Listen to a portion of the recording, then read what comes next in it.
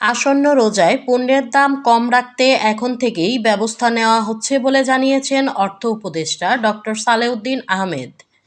মঙ্গলবার সচিবালয়ে সরকারি ক্রয় সংক্রান্ত উপদেষ্টা পরিষদ কমিটির সভা শেষে একথা বলেন তিনি।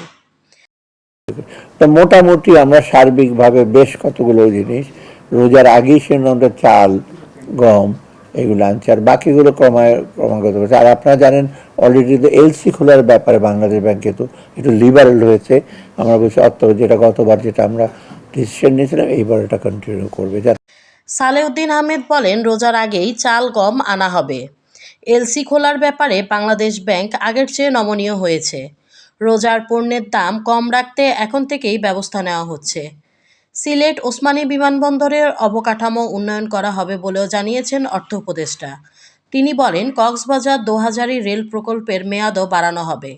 পুলিশের জন্য বডি ক্যামেরা ক্রয়ের বিষয়ে তিনি বলেন, বডি ক্যামেরা নিয়ে আলোচনা হচ্ছে। স্বচ্ছ প্রক্রিয়ায় যাতে কেনা হয় তা দেখা হবে। ইনফ্যাক্ট স্বরাষ্ট্র মন্ত্রণালয় সাজেস্ট করছে আমরা সব জায়গায় বডি ক্যাম দিয়ে তো ইস্যু করতে পারবো। এগুলো মনিটর করার ব্যাপার আছে, ছবি আসবে, এটার অ্যাকশন নিতে হবে। তো অতএব সেন্সিটিভ যে জিনিসগুলো ওরা ইলেকশন কমিশনের সাথে আলাপ করে তারা সেই রিটার্নিং অফ 40,000 বডি ক্যাম কেনার কথা আগেও জানানো হলেও সে সংখ্যা কমবে।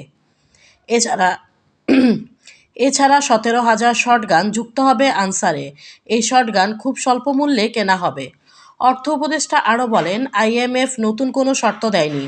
আমাদের সার্বিক কাজে তারা মোটামুটি সন্তুষ্ট।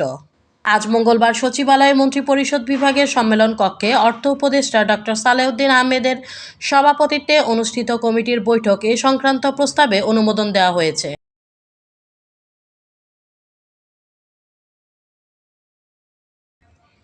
DB news 24, Dhaka.